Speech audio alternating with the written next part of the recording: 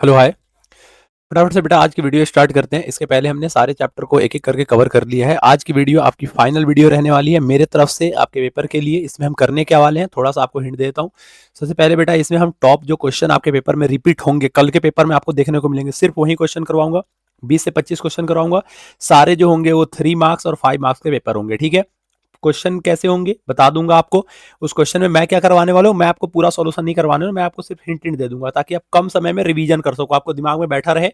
तो ये एक तरीके से आप समझ सकते हो कि आपकी माइंड मैपिंग वाली क्लास रहने वाली है, वैसी क्लास जो आपको ये बता के जाएगी कि आपको पेपर में करना क्या है, ठीक है। बातें ज्यादा नहीं करेंगे, सिर्फ हम क्वेश्चन करने पे ध्यान देंगे।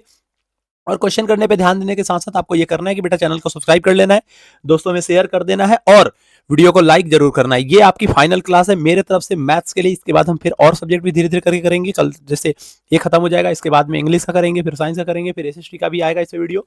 अभी फिलहाल के लिए मैथ्स का है। आज आपको बने रहना है मेरे साथ। ये जितने देर की भी क्लास होगी बेटा पूरा क्वेश्चन करके जाना, गलती मत करना इस क्वेश्चन को छोड़ने की, क्योंकि पेपर में आपको कल इस जो अभी जो ये वाली वीडियो है उसमें से देखने को मिलेंगे। इससे पहले मैंने आपको सारे चैप्टर करवा दिए हैं, एमसीक्यू करवा दिया है। आज 2 बजे क्लास हुई है। अगर आपने देखा होगा, नहीं देखा होगा तो बेटा फाइनल जो एमसीक्यू का फाइनल वॉर नाम की जो क्लास थी उस क्लास को जरूर कर लेना, वो आपके पेपर के लिए काफी ज्यादा इंपॉर्टेंट रहने वाले। फटाफट से पहले क्वेश्चन पे आते हैं।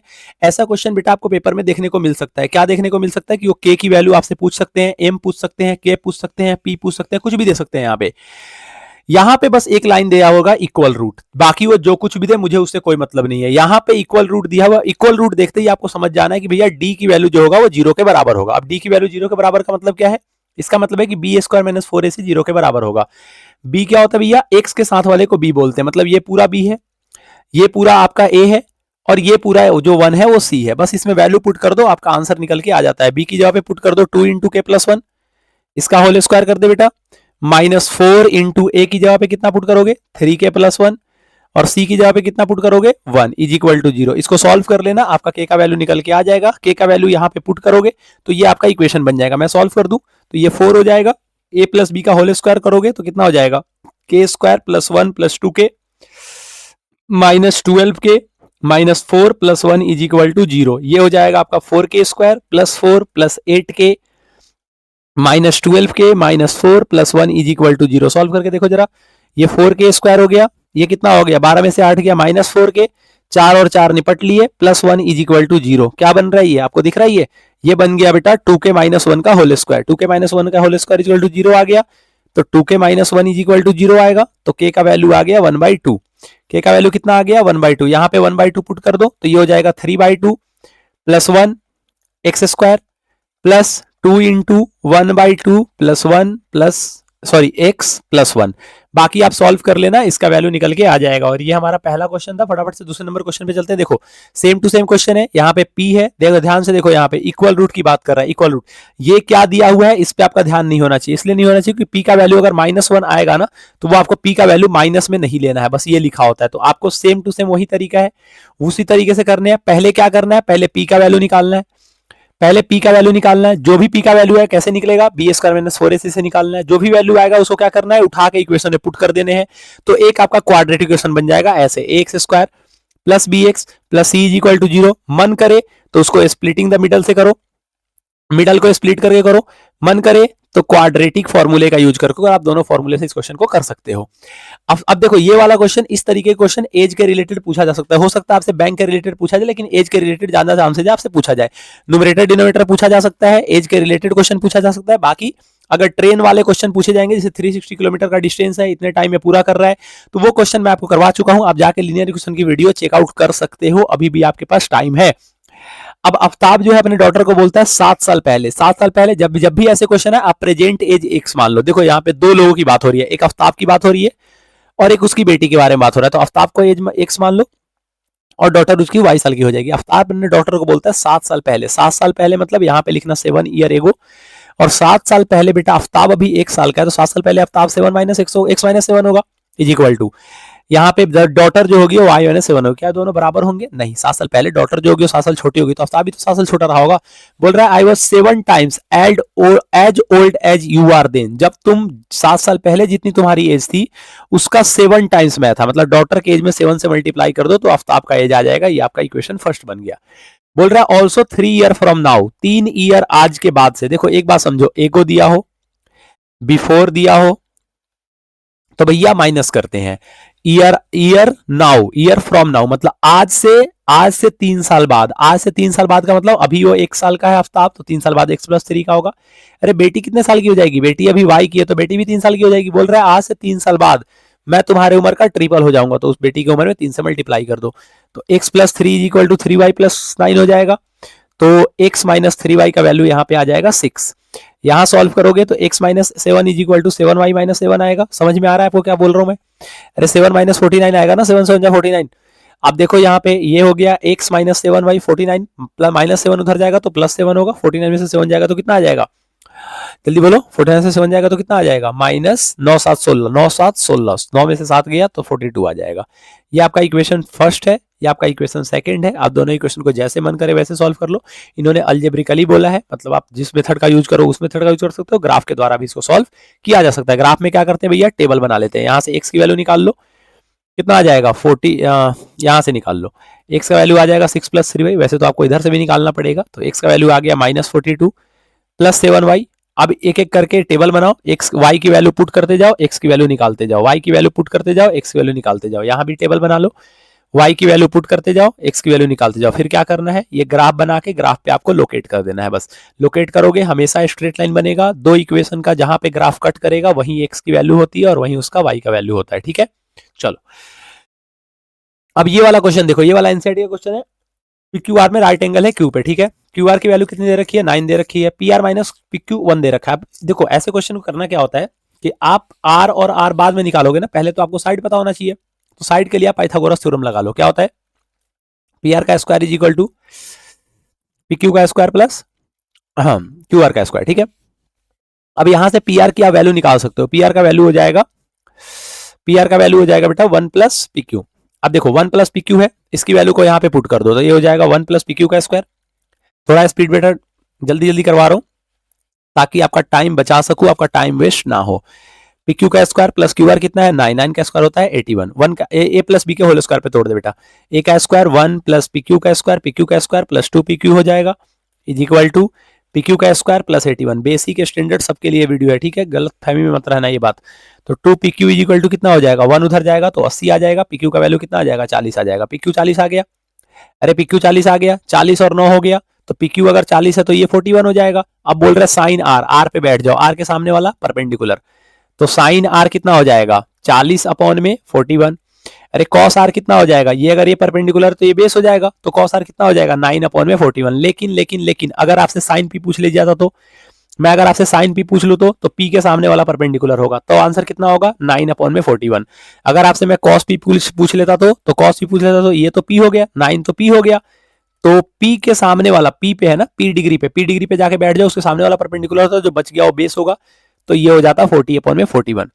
जोड़ोगे 40 में एक, जो 40 में 9 जोड़ोगे 49 अपॉन में 41 आएगा। यही आपका आंसर है, ठीक है। ऐसे क्वेश्चन ध्यान रखना, ऐसे क्वेश्चन पेपर में आ सकते हैं, कल देखने को मिल सकते हैं। ये वाला क्वेश्चन देखो, बोल रहा है रेशियो में डिवाइड कर रहा है। ये वाला पॉइंट है, जैसे एक मान लो लाइन है, इस लाइन का कोऑर्डिनेट है -5, -4 और इस लाइन का कोऑर्डिनेट है -2, 3।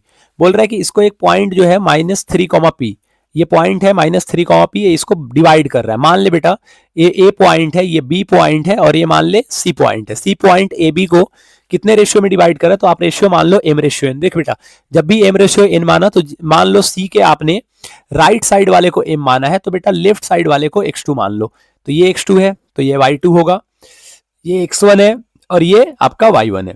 आपको पता है ये जो x निकालने का फॉर्मूला क्या होता है, सेक्शन फॉर्मूला क्या होता है x निकालने का, mx2 लिख देता हूं मैं, nx1 अपॉन में m प्लस n। देखो x की वैल्यू कितनी है -3, के वे मत मान के बनाना, मैं जो बता रहा हूं उससे बनाना। m की वैल्यू m रहने दो, x2 की जगह पे कितना रख दो -2, प्लस n की जगह पे n रहने दो, x1 की जगह पे कितना रखोगे -5, अपॉन में कितना रख लो m plus n। Cross multiplication कर ले बेटा, -3m -3n is equal to -2m -5n। m को एक तरफ ले जाओ तो 3 में से 2 जाएगा, -m इज इक्वल टू -5 में से 3 जाएगा, -2n आएगा। माइनस माइनस कट गया तो m अपॉन में n कितना हो जाएगा, तो n के साथ वाला ऊपर, m के साथ वाला नीचे, तो 2:1 हो गया। मतलब m का वैल्यू आ गया 2, एन का वैल्यू आ गया 1। उसने मेरे से किसका वैल्यू पूछा था, पी का वैल्यू पूछा था। पी यहाँ पे कौन सा कोऑर्डिनेट है बेटा, वाई कोऑर्डिनेट है। तो वाई निकालने का फॉर्मूला क्या होता है, M Y two plus N Y one upon में एम प्लस एन। एम की वैल्यू कितनी है बेटा 2, वाई टू की वैल्यू कितनी है 3, प्लस एन की वैल्यू कितनी है 1, वाई वन की वैल्यू कितनी है -4 अपॉन में 3 प्लस 2 प्लस 1 कितना हो गया 3, 3 दूना 6, 6 में से 4 गया अपॉन में 3 आया, 2 अपॉन में 3 आंसर हो गया। ऐसे आप चेक करके आगे बढ़ सकते हो। कैलकुलेशन का मिस्टेक एक बार देख लेना, मैं थोड़ा फास्ट करवा रहा हूँ। कैलकुलेशन पे ध्यान मत देना, आप प्रोसेस पे ध्यान दो, आप सीखने पे ध्यान दो, ठीक है।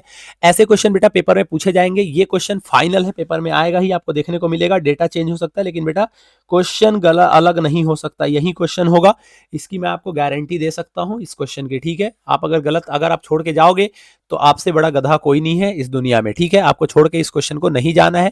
क्वेश्चन बड़े आसान होते हैं, सॉल्यूशन बहुत इजी होता है। मैं आपको अभी करके दिखाता हूं। जब भी ऐसे क्वेश्चन है टेबल बना लेना, मैं टेबल नहीं बना रहा हूं, मैं नीचे एक आपको एक्स्ट्रा टेबल बना के दिखा दे रहा हूं। क्यों क्योंकि भाई टेबल बनाने जाएंगे तो काफी टाइम लग जाएगा। इधर बना लेना अपना, ऐसे लाइन लाइन खींच देना अपना आप पेपर में। अब देखो यहाँ पे आप ध्यान से देखो, जैसे इन्होंने बोला 0 से लेकर 10 तक, तो आपको क्या करना है, सीएफ निकालना। सीएफ निकालने के लिए क्या करते हैं, पहले वाले फ्रीक्वेंसी को एज इट इज लिख देते हैं, फिर जोड़ते हैं। आप बहुत बच्चे हैं जो F5 में 5 जोड़ते हैं ना, तो 5F1 लिख देते हैं। भाई साहब ऐसी गलती मत करना। F1 जो है वो वेरिएबल है, 5 जो है वो कांस्टेंट है, वो दोनों ऐड नहीं होंगे। अब 9 में 5 जोड़ेंगे तो कितना आ जाएगा 14 प्लस F1, 12 में 14 जोड़ेंगे कितना आ जाएगा 26 प्लस F1, ये F1 जोड़ेंगे तो ये आ जाएगा F1 प्लस F2 प्लस 26। अच्छा, राइटिंग में बिल्कुल नहीं जाने का बेटा, ये हो जाएगा F1 plus F2 plus 29।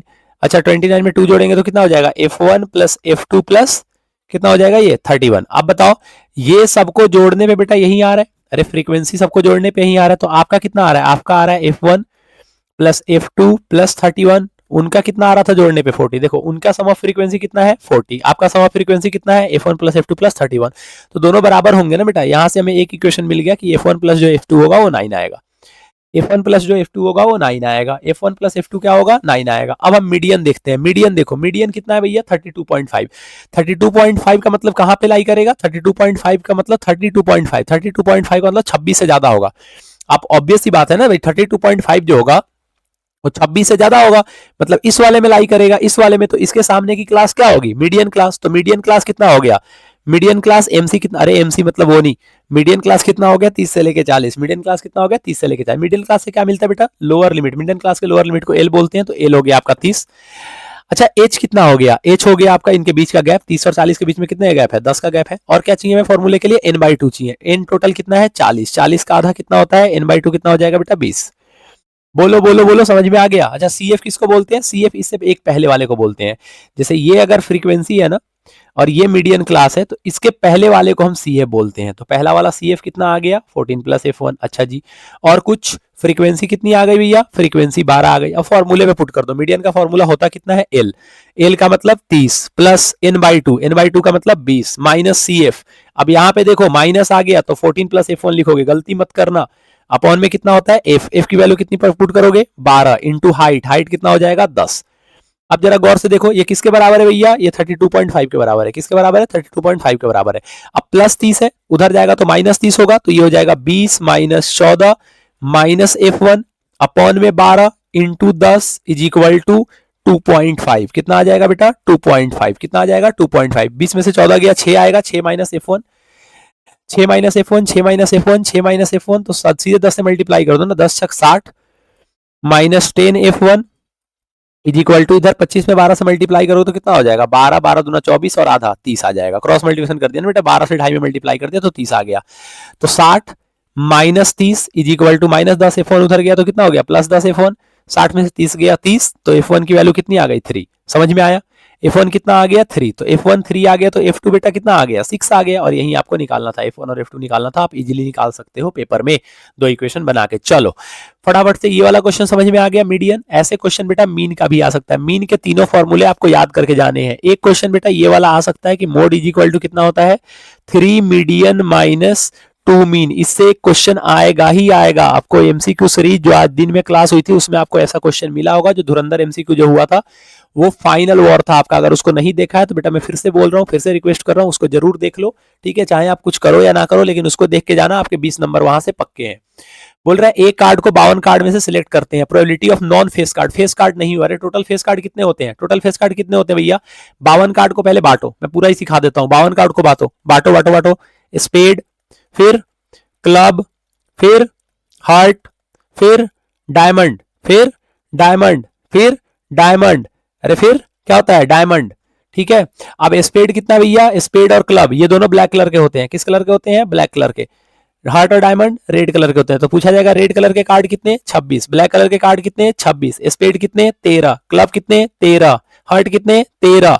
Diamond कितने? 13। फेस कार्ड कितने होते हैं भैया? तो स्पेड में बेटा, स्पेड में कितने फेस कार्ड होते हैं? किंग जो होता है वो फेस कार्ड होता है, क्वीन जो होता है वो फेस कार्ड होता है, और जैक जो होता है वो फेस कार्ड होता है। एस बेटा फेस कार्ड नहीं होता, एस फेस कार्ड में नहीं आता है, ध्यान रखना। और ये स्पेड में भी होता है, ये क्लब में भी ये चारों होंगे, ये आपके हार्ट में भी ये चारों होंगे, और ये आपके डायमंड में भी चारों होंगे। तो टोटल फेस कार्ड कितने हो गए? 1 2 3 इसके, 3 इसके, 3 इसके, 3 इसके, तो टोटल कितने हो गए? 12। 12 फेस कार्ड हो गए। बोल रहे फेस कार्ड नहीं चाहिए। टोटल कार्ड कितने होते हैं? 52। उसमें से आपको 12 कार्ड नहीं चाहिए, मतलब आपको 40 कार्ड चाहिए। तो probability of non face card, non face card की प्रोबेबिलिटी कितनी हो जाएगी बेटा? ये आपको लिखना आना चाहिए। नॉन फेस कार्ड की प्रोबेबिलिटी कितनी हो जाएगी? 40 अपॉन में 52।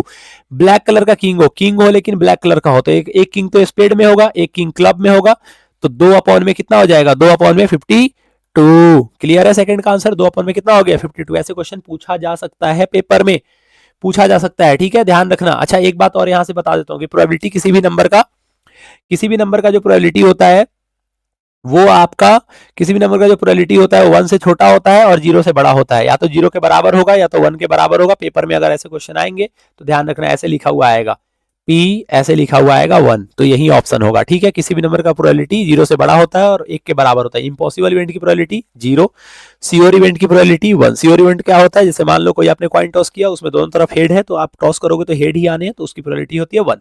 देखो जैसे ये वाला क्वेश्चन, मीन और मीडियन दे रखा है, 100 ऑब्जर्वेशन का मीन और मीडियन दे रखा है। अच्छा क्वेश्चन है, आप कर सकते हो क्वेश्चन को। एक बार वीडियो को पॉज करो, बस 2 सेकंड, 2 सेकंड नहीं, आप 10 सेकंड ले लो मेरे से। 10 सेकंड के लिए आप वीडियो को पॉज करो और वीडियो को पॉज करके इसका आंसर बता दो, मैं मान जाऊंगा। अगर आप क्वेश्चन आपको आता है फटाफट से बता दो, इसके आंसर पेपर में आएंगे तो कल कैसे करोगे भाई? ये स्टैंडर्ड वालों क्या करोगे? स्टैंडर्ड वालों मैंने बोल दिया तो बेसिक वालों मत ये बैठ जाना कि बेसिक में तो आएगा ही नहीं। अरे भाई बेसिक स्टैंडर्ड किसी में भी पूछा जा सकता है। क्वेश्चन बढ़िया है, बढ़िया क्वेश्चन है, आपको समझना है और आपको करना है। मीन और मीडियन दे रखा है, 100 ऑब्जर्वेशन का मीन दे रखा है आपका 50, मीन का मतलब 50, मीन कितना दे रखा है? 50, और मीडियन कितना दे रखा है? अरे मीन दे रखा है 50 और मीडियन कितना दे रखा है? 52। बोल रहा है कि सबसे जो लार्जेस्ट वैल्यू हो 100, वो पाया जाता है कि वो पहले 110 था।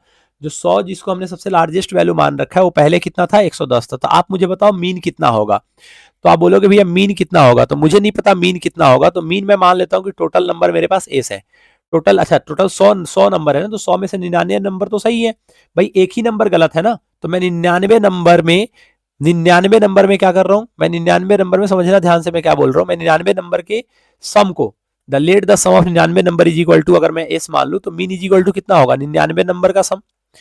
आप ऐसे समझो 100 में से बेटा एक ही गलत है ना, 100 में से एक ही गलत है, मतलब 100 के जगह पे 110 आ गया। 100 टोटल हमारे पास नंबर है, तो मीन में 99 नंबर का अगर x मान लो तो x में 100 प्लस कर दिया, अपॉन में कितना लिख दिया? टोटल नंबर कितने हमारे पास? 100। तो यहां से जब हम सॉल्व करेंगे ना तो ये हो जाएगा आपका, मीन कितना दे रखा है? मीन 50 दे रखा है, तो ये हो जाएगा 5000 is equal to S plus 100। तो एस की वैल्यू आ गई बेटा 4900, मतलब 99 टर्म का सम कितना है? 4900। अब ध्यान से सुनना, वो बोल रहे हैं कि अगली बार इसका टर्म कितना हो जाता है? 52, जब 100 की जगह पे कितना आ जाता है? 110 आ जाता है। तो एस प्लस 110 अपॉन में 100 इज इक्वल टू कितना दे रखा है बेटा? इज इक्वल टू कितना दे रखा है? S plus S plus S plus 110 upon में 100। मीन एंड मीडियन, ऐसा मीडियन भी दे रखा है ना, कोई बात नहीं कोई बात नहीं, यहीं पे रहने देते हैं इसको। उसने बोला 100 की जगह 110 आ जाता है, तो पहले एस कितना है बेटा? 4900। 100 की जगह 110 आता है, तो पहले 100 था 110 आ गया, तो 10 ही तो बढ़ा ना, तो 4910 हो जाएगा। अपॉन में टोटल नंबर कितने हमारे? 100, तो कितना हो जाएगा इसका आंसर? 4900 में 110 बढ़ जाएगा, 4900 में 110 बढ़ जाएगा, तो 4900 में 110 बढ़ेगा तो कितना आ जाएगा? 5010। 5010 को 100 से डिवाइड करेंगे कितना आ जाएगा? 50.1। तो भैया मीन कितना आ जाएगा? 50.1। उसने बोला एक्चुअल मीन, तो एक्चुअल मीन कितना हो जाएगा, एक्चुअल मीन इसका हो जाएगा ट्रू मीन का मतलब एक्चुअल मीन कितना हो जाएगा बेटा 50.1, लेकिन गलती से क्या लिखा हुआ है 50, होगा क्या 50.1। ऐसे मीडियन पूछ रहा है, पहले कितना मीडियन है भैया, अरे पहले कितना मीडियन है 52, पहले कितना मीडियन है 52, पहले कितना मीडियन है 52, मान लो कि मीडियन इसका n है, तो भैया n by 2s term and क्या होता है n by 2 plus 1th term, यही होता है।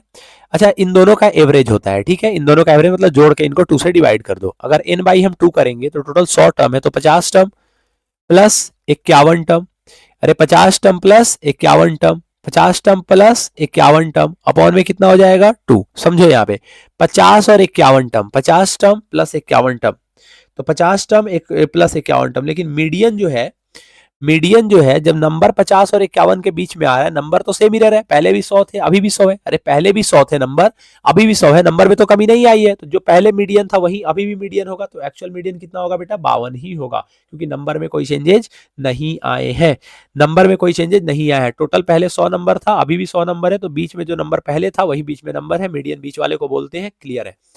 अब ये वाला क्वेश्चन देखो, यहां ध्यान से बस देना है, बोल रहा है कि 2 लाइन है, एक ए है, एनसीईआरटी का क्वेश्चन है, आपने करा ही होगा, -2 आज ही आपको करवाया है, आपको -4, ठीक है, ये ध्यान से देखना।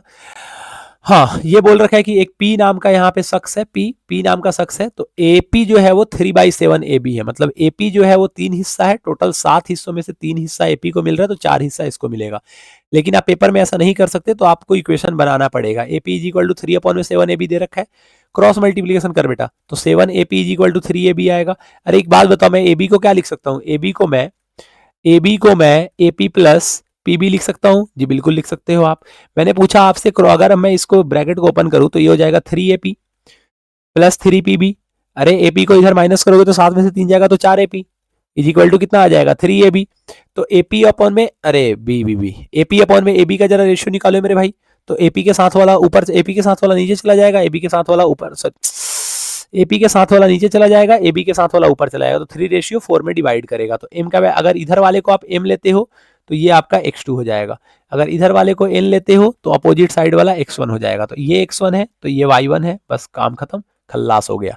बाकी क्या बोल रहा है आपसे बोल रहा है कोऑर्डिनेट निकालने के लिए p का ये वाला फॉर्मूला लगा दो भाई, mx2 m की वैल्यू कितनी है 3, x2 की वैल्यू कितनी है 2 प्लस n x1 की वैल्यू कितनी है 4, x1 की वैल्यू कितनी है -2 अपॉन में 7 हिस्से बन रहे हैं, ठीक है, मैं x का निकाल देता हूँ, आप सेम फॉर्मूले पे y का निकाल लेना, तो 6 - 8 अपॉन में 7 आएगा, तो -2 अपॉन में 7 आ गया। आप y की वे निकाल लोगे, मैं निकाल दूं, निकाल लोगे ना, वीडियो को पॉज करके निकाल के बताना।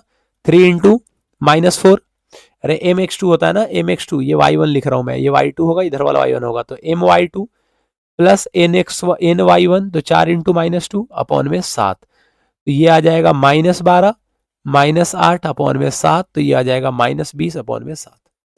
ठीक है भाई, क्लियर है। चलो ये वाला क्वेश्चन को ध्यान से गौर से देखो, जो जो वैल्यू दे रखा है वो पुट कर दो, एडी का वैल्यू 2x दे रखा है, पेपर में क्वेश्चन देखने को मिल सकता है, ठीक है, आप चुपचाप बिल्कुल शांति से क्वेश्चन करो, पेपर में आपको आएगा, पेपर में अपना क्वेश्चन कर देना, ठीक है, ज्यादा किससे मतलब आपको रखने की जरूरत नहीं है, कौन क्या पढ़ा रहा है, कौन कहाँ पे क्या पढ़ाई चल रहा है, उसमें अगर भीड़ में फंसोगे बेटा, भीड़ में रह जाओगे, ठीक है, आपको जो करवा रहा हूँ कर लो। अब देखो यहाँ पे तो उन्हें x का वैल्यू पूछा है, अगर ये दोनों ट्रायंगल, अगर ये डी पैरेलल है AB के, अगर डी पैरेलल है AB के मेरे भाई, तो छोटे अपॉन में छोटा जो होगा, मतलब x अपॉन में 3 अपॉन में 2x होगा, वो इक्वल होगा किसके, x अपॉन में 2x - 1 के। नहीं समझ में आया, मैं लिख देता हूं, ठीक है, बीपीटी थ्योरम से, जो कि बीपीटी थ्योरम की वीडियो लाइव हो चुकी है, अगर आपने देखा नहीं है तो आप देख लो, CD अपॉन में DA करवा दिया मैंने, बीपीटी 9 मिनट के अंदर करवाया, किसी ने आज तक नहीं करवाया होगा 9 मिनट के अंदर में, ठीक है, करवाया भी होगा तो उस तरीके से नहीं करवाया होगा जिस तरीके से मैंने करवाया है। अगर ट्रायंगल अगर क्या है, बीपीटी अगर थ्योरम लग रहा है, पैरेलल है, अगर बीपीटी थ्योरम लग रहा है तो बेटा रेशियो बराबर होता है, छोटे अपॉन में जो छोटा होता है बड़े, छोटे अपॉन में छोटे के बराबर होता है, मतलब बड़े अपॉन में बड़ा जो होता है बड़े अपॉन में बड़े के बराबर होता है, छोटे अपॉन में जो बड़ा होता है छोटे अपॉन में बड़े के बराबर होता है। क्रॉस मल्टीप्लीकेशन कर दो, आपका आंसर निकल के आ जाएगा, तो ये हो जाएगा 2x²,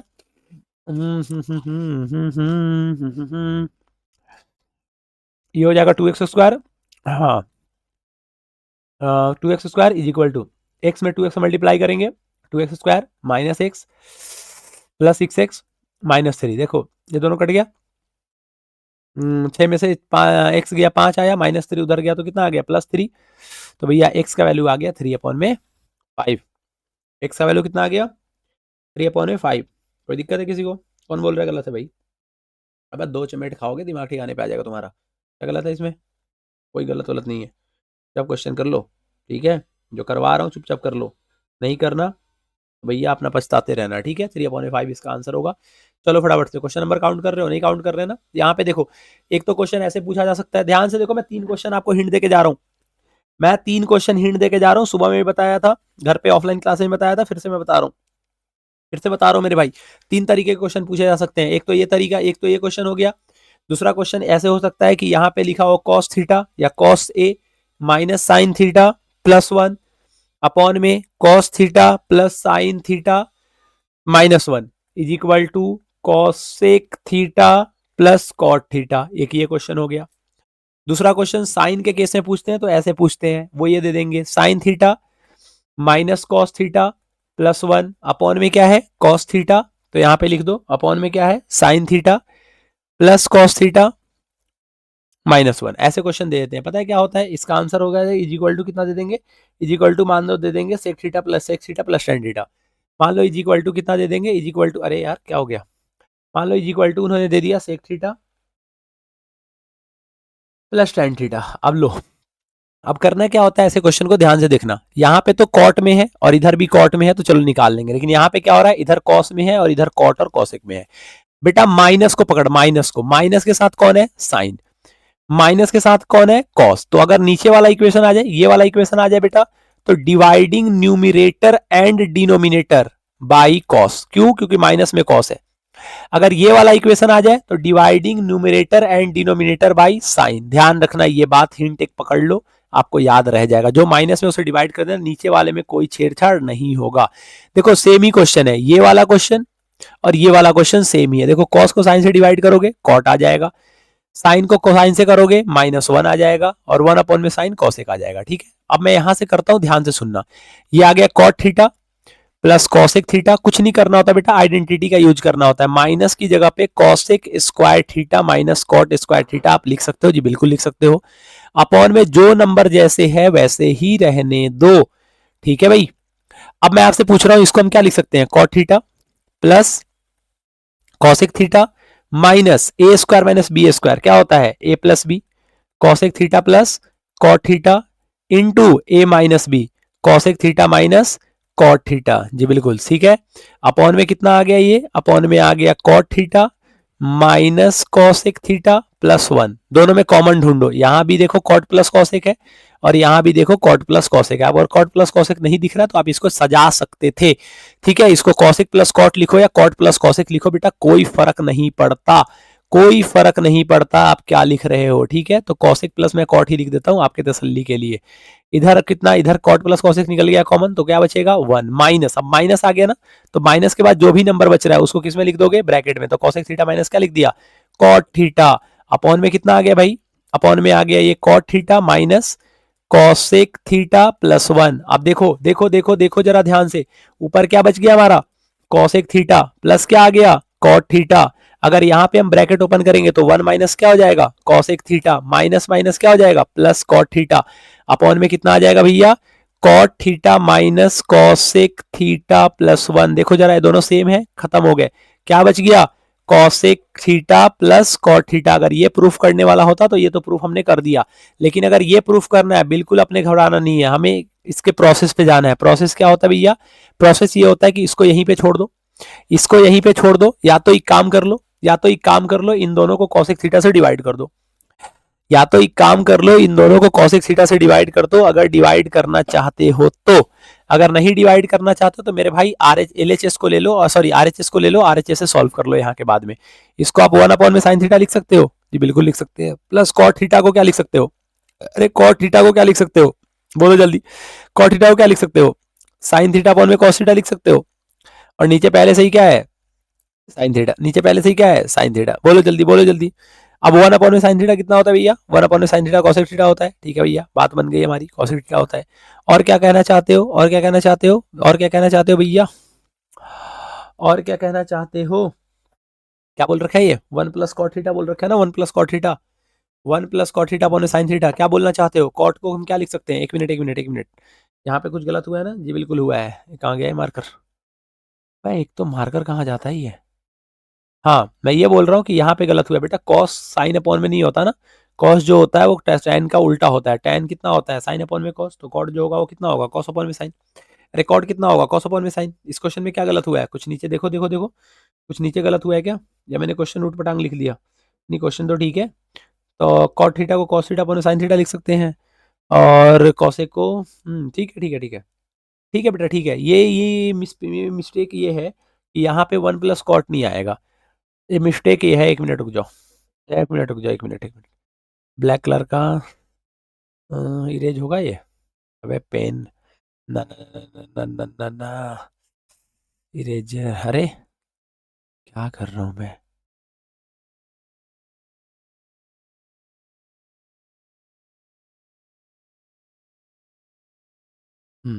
तो क्या है यहाँ पे भैया? यहाँ पे कॉस है। क्या है यहाँ पे? यहाँ पे कॉस थीटा था, ठीक है। अब ये देखो प्रूफ करना कितना आसान है। 1 अपॉन में कॉस साइन थीटा कर दिया, अपॉन में कॉस थीटा अपॉन में साइन थीटा कर दिया। 1 अपॉन में कॉस साइन थीटा कितना होता है? कॉसेक थीटा, और कॉस अपॉन में साइन कितना होता है? Cot theta. देखो प्रूफ हो गया। LHS is equal to RHS। तो कभी कभी इसको इस फॉर्म में भी दे देते हैं, आपको बिल्कुल घबराना नहीं है। जो आपको घबराना नहीं है, जो आपको सिखाया गया वो आपको करना है। अब ये वाला क्वेश्चन देखो, क्या आसान क्वेश्चन है, लेकिन आपसे नहीं होता है पेपर में। ये क्वेश्चन मैंने सर्कल वाले में करवा रखे हैं बेटा। सर्कल के जो वीडियो करवा रखे हैं ना, वो जरूर कर लेना, बहुत इंपॉर्टेंट है आपके पेपर में। बहुत काम आने वाले हैं सर्कल के वीडियो। बहुत पेपर में क्या काम आने वाले हैं? कल काम आने वाले हैं। आज अगर आप रिलेट तक अगर सो भी जाओगे तो उसे कोई फर्क नहीं पड़ता, ठीक है। पेपर में कल आंसर राइटिंग कैसे लिखना है वो मैं आपको अलग से बता दूंगा। पहले ये वाला क्वेश्चन आप ध्यान से देखो और ध्यान से करने की कोशिश करो।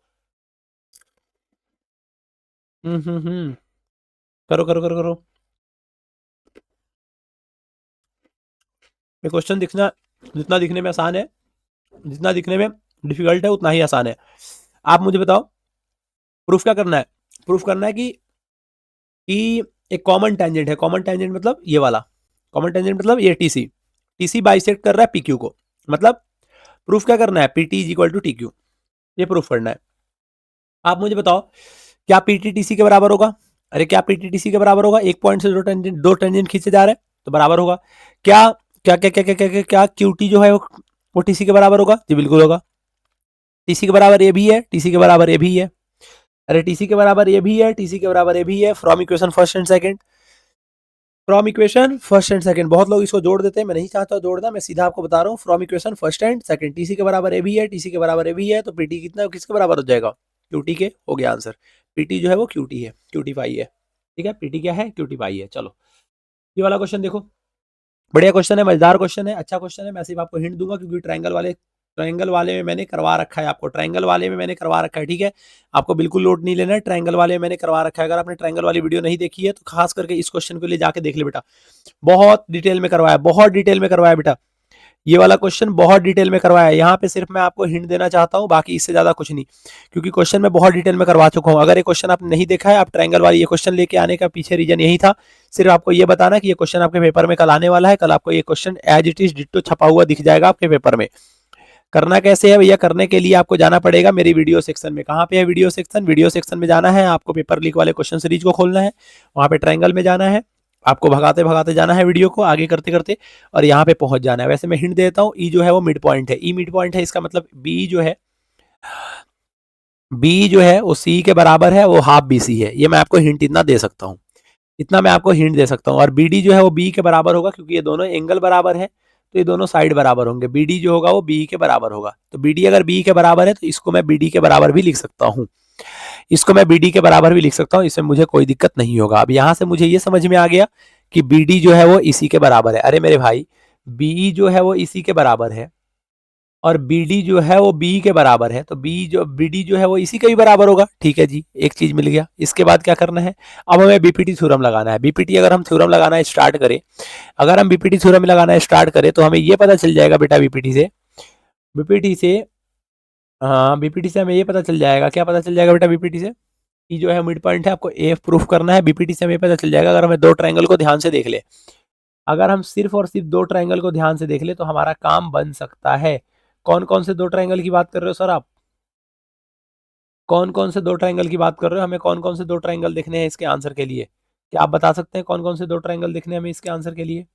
मैं आपसे ये कहना चाह रहा हूँ कि आप एक ट्रायंगल ए बी एफ को ध्यान से देखो। ABF को, ABF, ABF तो कोई ट्रायंगल ही नहीं है, तो ABF को छोड़ दो, कोई और ट्रायंगल जो यहाँ पे बन रहे हो, जल्दी बताओ। ये क्वेश्चन मैंने करवा रखा है पहले भी, अगर आपको ध्यान नहीं है तो पहले इस क्वेश्चन को आप देखो, क्वेश्चन को करने की कोशिश करो, बढ़िया क्वेश्चन है, परफेक्ट क्वेश्चन है आपके पेपर के लिए। हाँ, मैं ये बोल रहा हूँ कि यहाँ पे अगर मैं बीपीटी थ्योरम लगाऊं तो क्या हो सकता है भैया, है एफ अपॉन में c f is equal to a d upon में बी डी,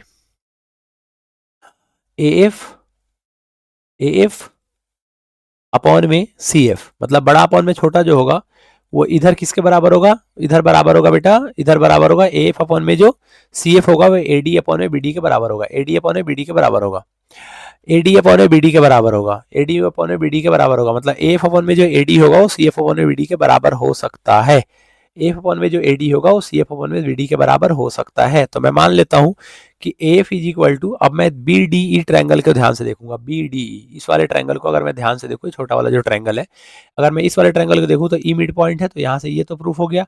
अब अगर हम बीपीटी थ्योरम लगाएंगे, अगर हम एजम्पशन करेंगे बीपीटी थ्योरम को, क्योंकि डीई जो है वो पैरेलल है एसी के, भाई डीई जो है वो पैरेलल है एसी के, डीई पैरेलल है एबी के, एसी के, डीई पैरेलल है एसी के, अगर डीई एसी के पैरेलल है, अगर डीई एसी के पैरेलल है, अगर डीई एसी के पैरेलल है यहाँ पे, अगर डीई एसी के पैरेलल है तो आप लिख सकते हो कि अगर ये दोनों लाइन पैरेलल है तो इनका रेशियो भी बराबर होगा, मतलब ये छोटे अपॉन में जो बड़ा होगा, मतलब एफ अपॉन में जो सी एफ होगा वो एडी अपॉन में बी के बराबर होगा। आप पूछोगे ऐसे कैसे, तो मैं ये बोल रहा हूँ कि अगर मैं इन दोनों ट्रायंगल को ले लूँ, ध्यान से देखना, अगर मैं इन दोनों ट्रायंगल को ले लूँ तो बेटा एफ अपॉन में जो सी एफ होगा, एफ अपॉन में जो सी एफ होगा वो इधर की तरफ एडी अपॉन में डीबी के बराबर होगा। अरे एडी अपॉन में डी के बराबर होगा, जल्दी बोलो। तो मैंने बोला आपसे कि एफ अपॉन में जो सी एफ होगा वो किसके बराबर होगा, तो आपने बोला एडी अपॉन में डीबी के। मैंने पूछा आपसे डीबी किसके बराबर है, तो आपने बोला एडी अपॉन में डीबी किसके बराबर है, डीबी जो है वो बी के बराबर है। डीबी किसके बराबर है, देखो ना डीबी किसके बराबर है, बी के बराबर है, तो इसकी पे क्या आ गया, बी आ गया। आप इसके लॉन्ग सॉल्यूशन वहां पे जाके देख सकते हो। उसने बोला फर्स्ट टर्म एपी का एम है, ठीक है। उसने बोला फर्स्ट टर्म एपी का एम कहाँ गया, फर्स्ट टर्म एम है, a m is equal to n दे रखा है, a n is equal to m दे रखा है। आपसे पूछ रहा है s m plus n, S m plus n दे रखा है। इसका मतलब क्या है बेटा, इसका मतलब है a plus m minus one into d is equal to n है, a plus m minus one into d is equal to, गलत हो गया ना, ये m माइनस वन है, ये n माइनस वन है, इज इक्वल टू एम है, इज इक्वल टू कितना बेटा, m है, इज इक्वल टू कितना है, m है, इज इक्वल टू कितना है, m है। अब यहाँ पे हमें क्या निकालना है, यहाँ पे हमें first m plus n term निकालना है, first m plus n term निकालना है, sum of the first m plus n term. तो हमें बिल्कुल भी इसमें फंसना नहीं है, m प्लस एन टर्म दे रखा है तो सॉरी यार, एक मिनट रुक जाओ, एक मिनट पानी पी लेने दो।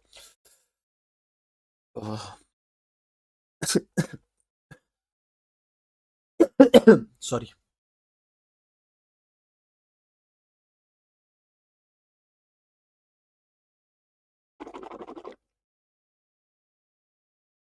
हाँ, हम्म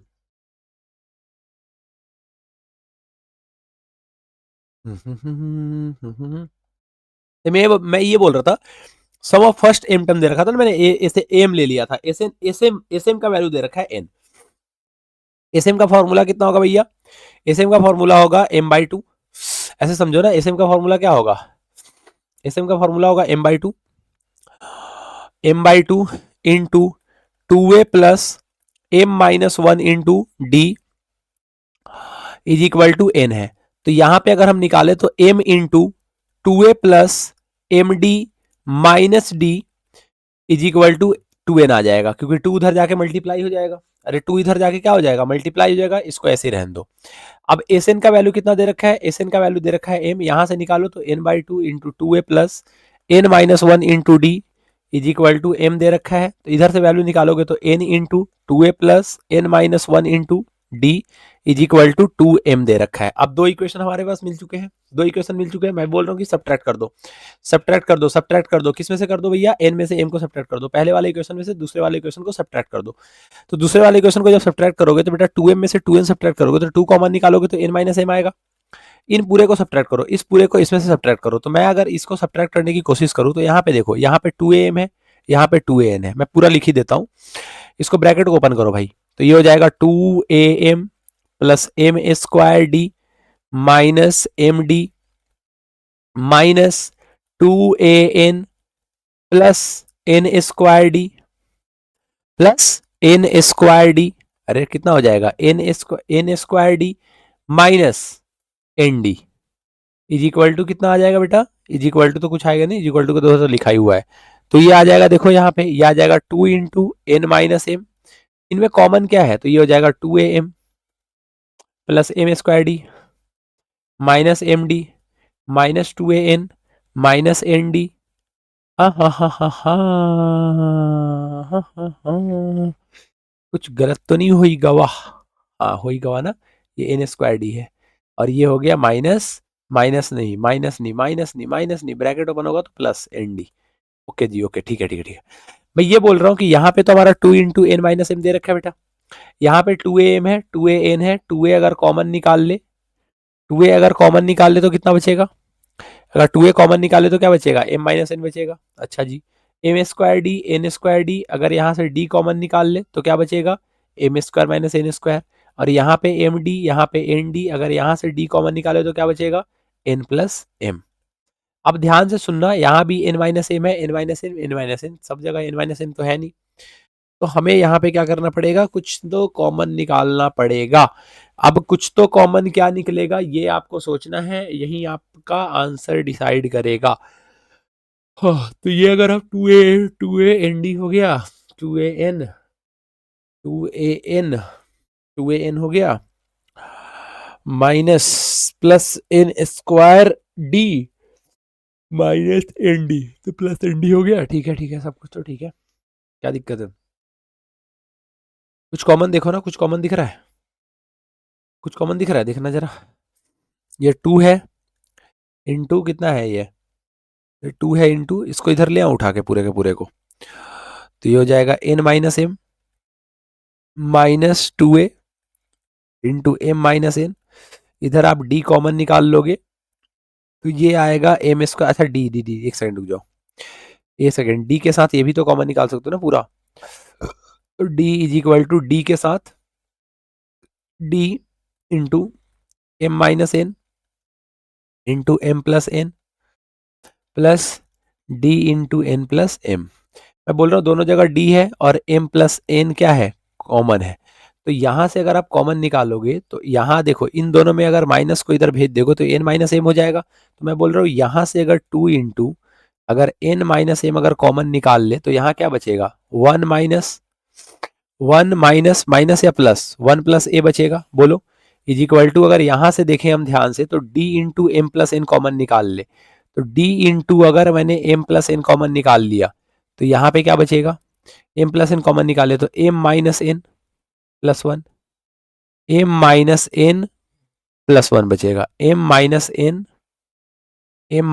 प्लस वन बचेगा। बोलो समझ में आया, अरे समझ में आया, कुछ कटने पिटने वाला है, कुछ कटने पिटने वाला है, देखो m माइनस एन दोनों जगह माइनस माइनस में कुछ है? यहाँ पे n प्लस एन है, n प्लस एन है, n प्लस एन कॉमन निकला है, m माइनस एन नहीं निकल पाया कॉमन। यहाँ पे अगर अंदर m जाएगा, यहीं पे कुछ गलत हो रहा है बेटा, यहीं पे कुछ गलत हो रहा है हमसे।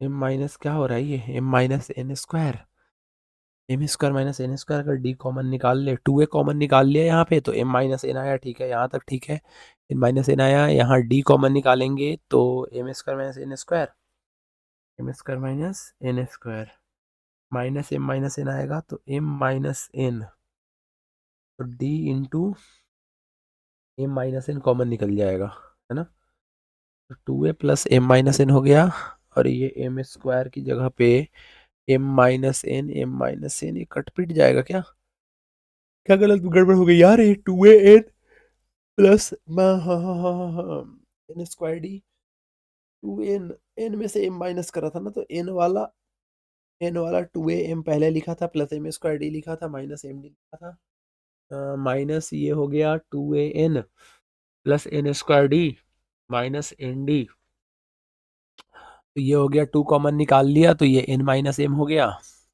इधर 2 इंटू ए प्लस एन हो गया, प्लस हो गया m square d minus m d minus 2 an minus n square d plus n d. ठीक है, सब कुछ तो ठीक है। अगर मैं डी वाले को एक साथ ले लूँ, एम एम को एक साथ ले लिया, 2a कॉमन निकाल लिया तो a माइनस एन बचा। इन दोनों में से d कॉमन निकाल लिया, d यहाँ भी है और d यहाँ भी है। एक काम करते हैं ना, एक सेकंड रुक जाओ, मैं ये बोल रहा हूँ कि इसको इरेज करते हैं वाला लाइन, और d मैं पूरे में से कॉमन निकालता हूँ, है ना। इसको थोड़ा सा इरेज करते हैं, सारा फ्लो खराब हो गया इस क्वेश्चन के चक्कर में। ठीक है, अब देखो ध्यान से, कुछ तो गड़बड़ हुआ है, क्वेश्चन तो सही है ना, सही होना चाहिए। ठीक है, अब मैं इतना तो मान के चलता हूँ सही होना चाहिए। अब देखो यहाँ पे ये हो गया 2 इंटू, ये हो गया 2 into n minus m is equal to, यहाँ पे 2a अगर हम कॉमन निकाल ले, या माइनस 2a, मान लो माइनस 2a कॉमन निकाल ले, तो माइनस 2a कॉमन निकालेंगे तो n माइनस एम बचेगा। ठीक है, इन सब में प्लस में d कॉमन है, तो d कॉमन निकालेंगे तो m square minus n square minus m plus n आएगा। ठीक है, अगर मैं यहाँ से बोल रहा हूँ कि ये 2 इंटू ये n माइनस एम है, ये is equal to minus 2a into n minus m है, अगर हम यहाँ से देखें तो plus d m square minus n square को क्या लिख सकते हैं, एम प्लस एन इंटू में एम माइनस एन लिख सकते हैं। यहाँ से अगर हम माइनस कॉमन निकाल ले, ध्यान से सुनना, अगर मैं यहाँ से माइनस कॉमन निकाल लेता हूँ तो माइनस कॉमन निकालूंगा तो ये एम जो है वो प्लस में चला जाएगा, एन चला जाएगा माइनस में, एम माइनस एन हो जाएगा। ठीक है, अब मैं ये बोलना चाह रहा हूँ कि अगर मैं यहाँ पे ऐसे लिख दूँ 2 n minus m is equal to minus 2a into n minus m, इन सब में कॉमन क्या है, तो इन सब में कॉमन है n, m minus n common है, तो plus d into m minus n अगर मैं कॉमन निकाल लूँ तो यहाँ पे क्या बच जाएगा, m plus n minus one. ठीक है, अब ठीक हो जाएगा आंसर। तो यहाँ पे आ जाएगा 2 इंटू एन माइनस एम। अब देखो यहाँ भी एम माइनस एन है, यहाँ भी एन माइनस एन है, अगर इस माइनस को अंदर भेज दूँ, ध्यान से सुनना, अगर मैं इस माइनस को अंदर भेज दूँ तो ये कितना हो जाएगा, ये हो जाएगा 2a into m minus n plus d into m minus n into m plus n minus one. अब मैं बोल रहा हूँ कि यहाँ देखो, यहाँ भी एन माइनस एन है, यहाँ भी एम है, यहाँ भी एम है, कट गया। क्यों कट गया, क्योंकि कॉमन निकालेंगे, तो बेटा कॉमन निकालेंगे तो यहाँ माइनस कॉमन निकालना पड़ेगा, क्योंकि एन माइनस एम है, इसको एम माइनस एन बनाना पड़ेगा। तो ये हो गया minus 2 is equal to 2a plus d into m plus n minus one. इसको ऐसे रहने दो, हमें क्या निकालना था, हमें first m plus n term निकालना था, एम प्लस एन टर्म निकालना। बेटा इस वाले पुट कर रहा हूँ, फिर इसको इरेज कर दूंगा, plus m plus n term निकालना था। फॉर्मूला क्या होगा, एम प्लस एन अपॉन में 2 into 2a plus m plus n minus one into d. आपको दिख रहा है ये 2a plus m plus n minus one into d किसका फॉर्मूला है, 2a plus m plus n minus one into d किसका है वैल्यू, माइनस 2 का। तो क्या इसकी जगह पे माइनस 2 पुट किया जा सकता था, तो ये हो जाएगा एम प्लस एन अपॉन में 2 इंटू माइनस टू से 2 कट गया, तो आंसर आ गया बेटा माइनस एम प्लस एन। यही आपको प्रूफ करना था। क्लियर है, बोलो समझ में आया, पेपर में देखने को मिल सकता है क्वेश्चन। ठीक है, ये क्वेश्चन पेपर में देखने को मिल सकता है, ये वाला स्टेप्स ध्यान रखना, थोड़ा सा गड़बड़ हुआ था उसके कारण पूरा फ्लो खराब हो गया। फटाफट से इक्विडिस्टेंट वाला कंसेप्ट समझते हैं, पूरा क्वेश्चन करने की जरूरत नहीं है, इरेज फ्रॉम द ऑल करता हूं। ये वाला इक्विडिस्टेंट के केस में क्या होता है कि एक मान लो पॉइंट है, इस पॉइंट से दो लाइन का डिस्टेंस बराबर है, इस पॉइंट से दो लाइन का डिस्टेंस बराबर है, बोल रहा है पी एक पॉइंट है, उसका कोऑर्डिनेट है एक्स कॉमा वाई, इससे क्यू का डिस्टेंस कितना है भैया, a plus b comma b minus a. अच्छा, आर का डिस्टेंस कितना है, आर का डिस्टेंस है ए माइनस बी कॉमा ए प्लस बी। बोल रहे हैं दोनों बराबर हैं, बराबर का मतलब समझते हो बेटा कि पी क्यू बराबर है पी आर का, डिस्टेंस फॉर्मूला लगा दो तो रूट अंडर, इधर भी आएगा root under, squaring both side कर देना, फिर वैल्यू पुट कर देना। वैल्यू पुट करोगे तो क्या करोगे, एक्स में से ए प्लस बी को माइनस करोगे, तो ये कितना हो जाएगा, एक्स प्लस सॉरी एक्स में से ए प्लस बी को माइनस करोगे ना, तो एक्स में से माइनस करोगे तो x minus a plus B का होल स्क्वायर। अरे समझो ना, x minus a plus B का होल स्क्वायर, अरे x two minus x one का होल स्क्वायर होता है ना, तो इस पूरे का x two minus x one का whole square plus plus plus plus plus plus y two minus Y one का होल स्क्वायर, तो y minus b minus a का whole square is equal to, इधर भी माइनस करो तो x minus a minus b का whole square पूरे का, और प्लस ये पूरे का होल स्क्वायर है भाई मेरे, plus Y minus a plus B का होल स्क्वायर। ठीक है, स्क्वायरिंग बोथ साइड कर दिया, डिस्टेंस फॉर्मूला लगा दिया। अब बस इसको तोड़ना है। तोड़ने के दो तरीके हैं, एक तो आपका एक्स, आपको एक तो फॉर्मूला ए प्लस बी प्लस सी का याद होना चाहिए। अगर ए प्लस बी प्लस सी का आपको फॉर्मूला नहीं याद है, फिर भी आप कर सकते हो नॉर्मल ए प्लस बी के होल स्क्वायर के फॉर्मूले से भी इसको सॉल्व किया जा सकता है। अब डिपेंड करता है आपकी कैलकुलेशन कितनी अच्छी है, जितनी अच्छी आपकी कैलकुलेशन होगी उतना बेहतर तरीके से आप इसको सॉल्व कर लोगे। मैंने ट्यूशन में बहुत बार करवाया है, आपको याद होगा, क्लास में मैंने बहुत बार करवाया। सिर्फ आपको वैल्यू पुट करनी है, अगर आपने वैल्यू पुट कर दिया तो आपका काम बन जाएगा। वैल्यू पुट नहीं करोगे तो काम नहीं बनेगा। कैसे बनेगा सर? देखो देखो देखो देखो, यहाँ पे थोड़ा सा आपको बड़ा जाना पड़ेगा। क्या बड़ा बड़ा जाना पड़ेगा भैया? क्या जब बड़ा हो जाना पड़ेगा? मैं शुरू में ऊपर में इरेज कर रहा हूँ, ये पूरा इसका कोई काम नहीं है, आपको मैंने समझा चुका हूँ। अब मैं सिर्फ वैल्यू पुट करना है और वैल्यू निकालना है, क्योंकि मैं स्लाइड ऐड नहीं कर पाया हूँ। ठीक है, तो आप समझ सकते हो, ज़्यादा टाइम हमारे पास था नहीं, स्लाइड ऐड नहीं किया, क्योंकि आज दिन में ऑलरेडी 2 क्लासेज हो चुकी हैं। ठीक है, सबसे पहले आपको हुई थी क्लास एपी की, दूसरी क्लास आपकी हुई थी एमसीक्यू की, फाइनल वॉर की, और तीसरी क्लास आपकी ये है इंपॉर्टेंट क्वेश्चन की। अगर आप वैल्यू पुट करोगे तो देख लो जरा ध्यान से, ये इसको मान लो ए, इसको मान लो बी, तो ये हो जाएगा ए का स्क्वायर मतलब एक्स का स्क्वायर प्लस बी का स्क्वायर मतलब ए प्लस बी का whole square minus 2 into a into B. ठीक है भाई, प्लस ए का स्क्वायर प्लस बी का square -2 into a into B. ए है ना बेटा, सी क्यों लिख दिया? यहीं पे गड़बड़ हो जाएगा ना, सी नहीं लिखना चाहिए था मुझे। चलो, इज इक्वल टू, इधर पुट करेंगे तो कितना हो जाएगा? A square plus b square -2 into a into b plus a square plus b square -2 into a into b. Clear, खत्म कहानी।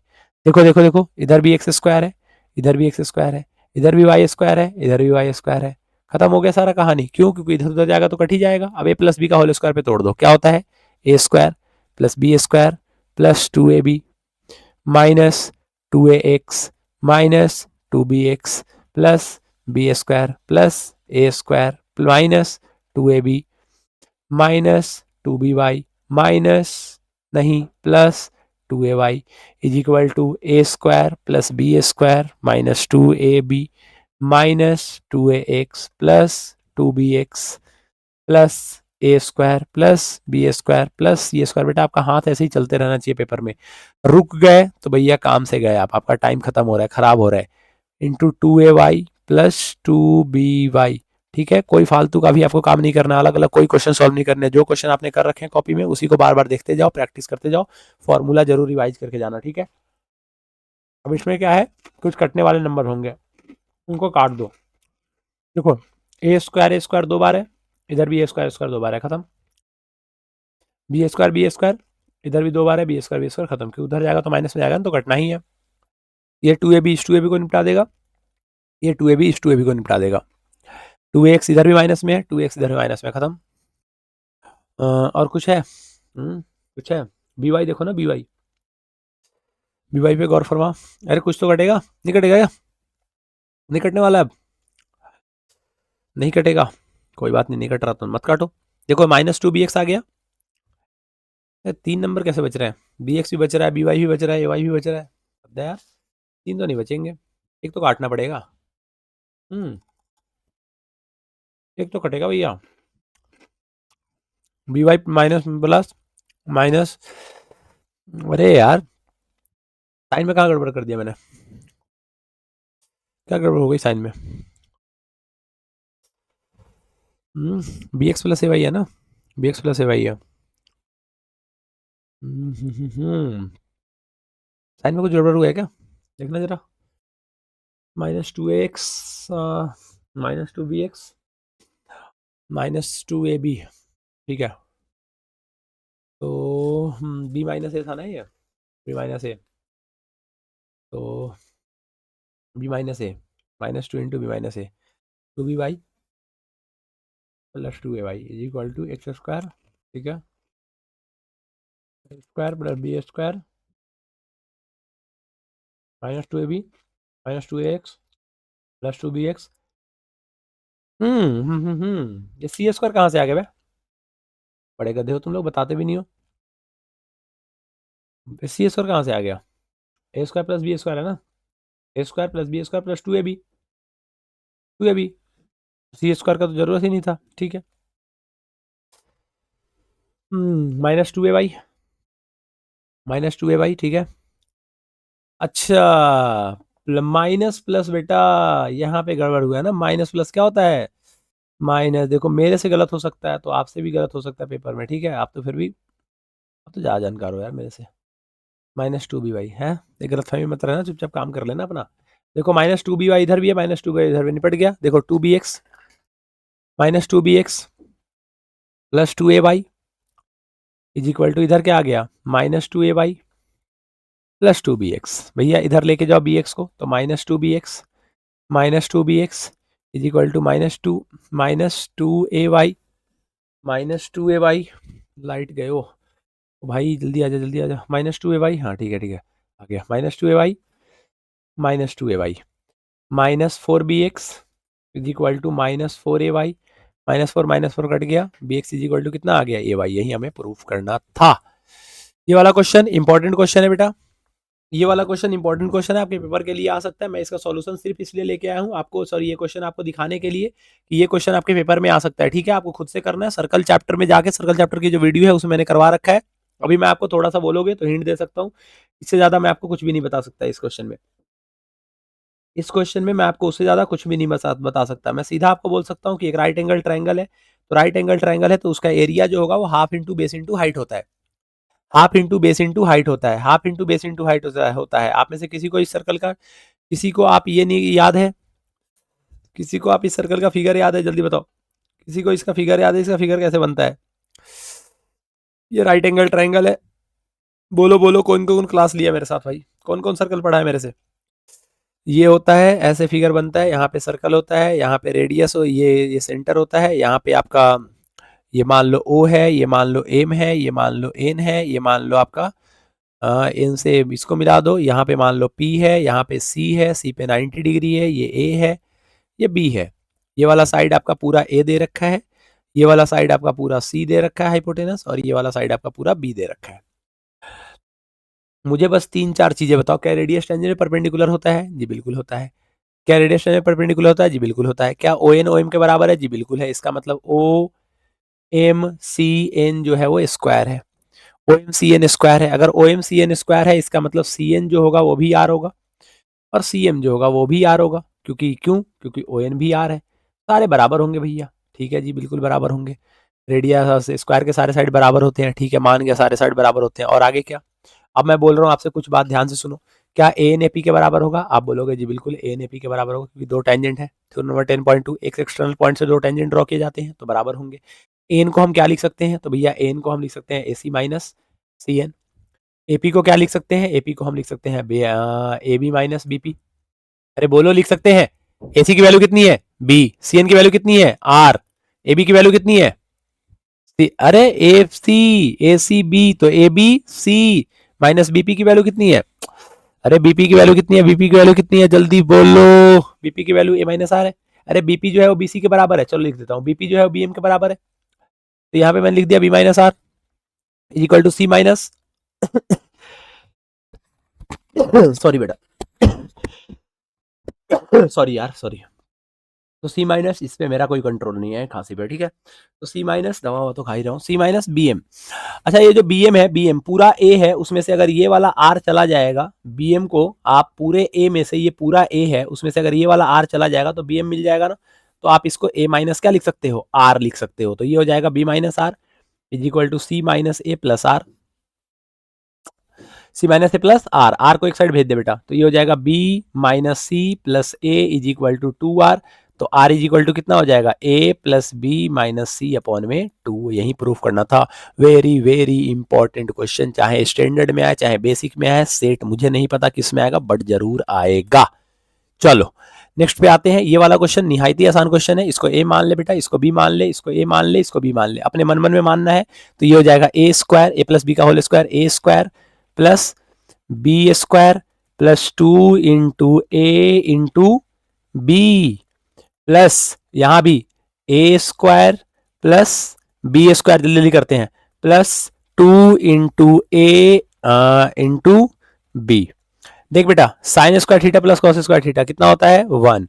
कॉसेक स्क्वायर थीटा मुझे नहीं पता, सेक स्क्वायर थीटा मुझे नहीं पता, अरे पता है बट आगे पुट करना होगा ना। देखो साइन इंटू कॉस बेटा 1 होता है, नहीं पता तो आप ये जान लो कि साइन थीटा और कॉसेक थीटा एक दूसरे के रेसिप्रोकल होते हैं। साइन होता है पी अपॉन में एच, कॉसेक होता है एच अपॉन में पी, दोनों को कट करोगे एच एच कट जाएगा, पी पी कट जाएगा तो बनाएगा, तो 2 इंटू 1 2 आएगा। ऐसे ये कॉस और सेक कट जाएगा तो यहाँ पे आएगा 2, 2 2 4 प्लस 1 5 मिल चुका है। लेकिन आपको कॉसेक में आंसर नहीं चाहिए, आपको कॉट में चाहिए, आपको सेक में नहीं चाहिए, आपको टैन में चाहिए। क्या सेक स्क्वायर थीटा को आप 1 प्लस टैन स्क्वायर थीटा लिख सकते हो? बिल्कुल लिख सकते हैं। क्या कॉसेक स्क्वायर थीटा को 1 प्लस कॉट स्क्वायर थीटा लिख सकते हो? जी बिल्कुल लिख सकते हैं।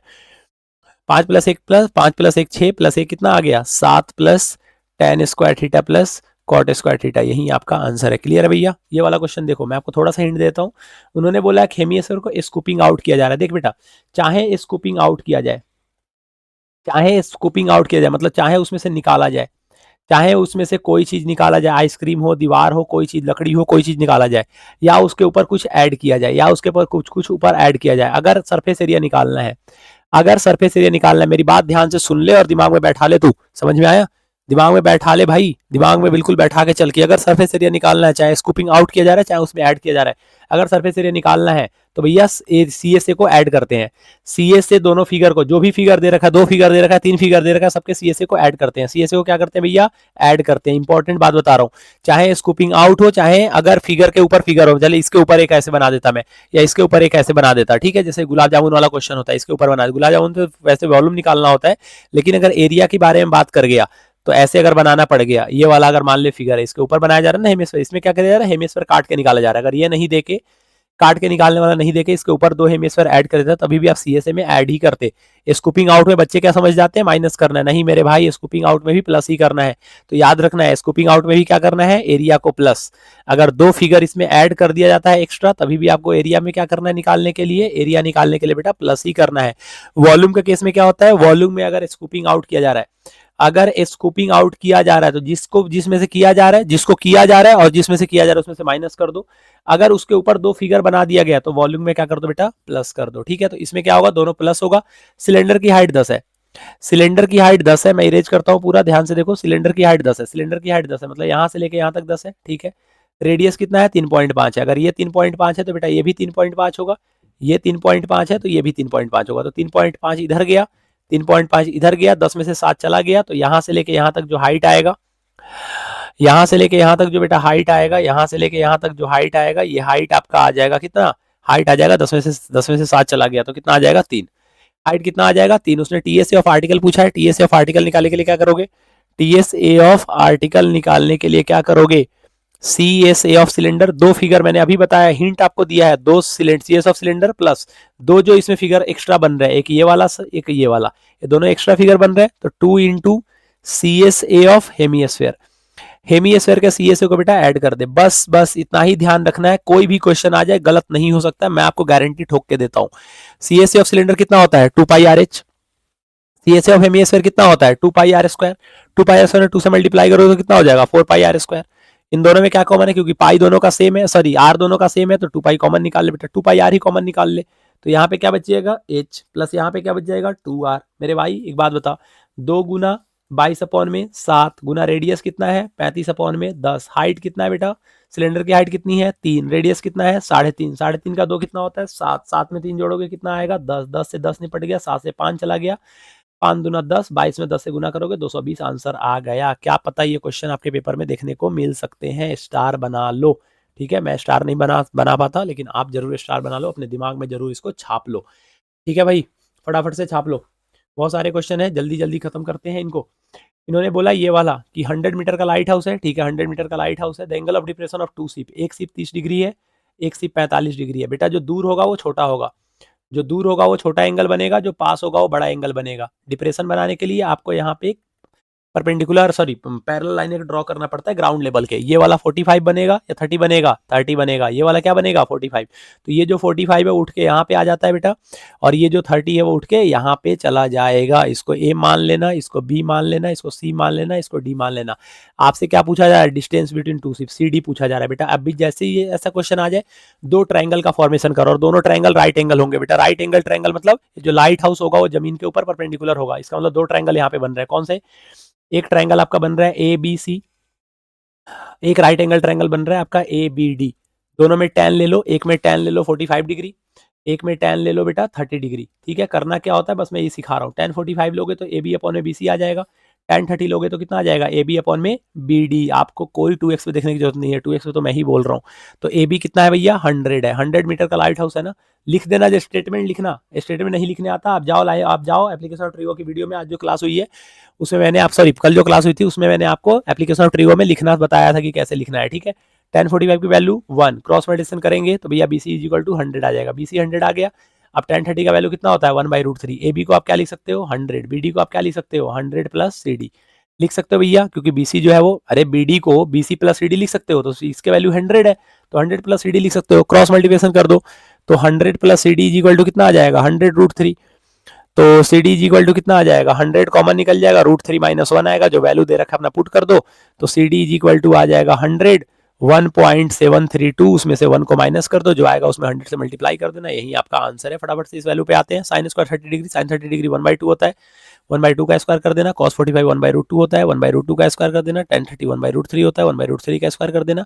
4 से मल्टीप्लाई करना मत भूलना, प्लस 1/2 साइन 91 होता है, 1 होगा, ये आपको दिमाग में बैठा होना चाहिए। अगर नहीं आता बेटा पेपर में जाते ही रफ कॉपी पे पहले साइन की वैल्यू लिख लेना, sine 0 0, sine 30 1/2, sine 45 1/√2, sine 60 √3/2, sine 90 1। ये वैल्यू याद है बस, सारे याद हो जाएंगे। क्यों? क्योंकि इसका उल्टा हो जाएगा कॉस, तो कॉस में जो साइन में 90 था वो इधर ला के रख दो, फिर उसके बाद में √3/2 लिखो, उल्टा लिखो, फिर बीच में 1/√2 ही रहेगा, यहाँ पे आ जाएगा 1/2 और यहाँ पे आ जाएगा 0। tan के लिए इन दोनों को डिवाइड कर दे, 0 को 1 से डिवाइड करेगा 0 आएगा, इसको डिवाइड करेगा 2 2 कट जाएगा, 1 अपॉन में √3 आएगा, इसको डिवाइड करेगा पूरा कट जाएगा 1 आएगा, 2 से 2 कट जाएगा, इसको डिवाइड करेगा √3 आएगा, 1 को डिवाइड से करेगा तो नॉट डिफाइंड आएगा, मतलब 0 डिनोमिनेटर में नहीं होना चाहिए। तो साइन कॉस टेन सब याद हो गया।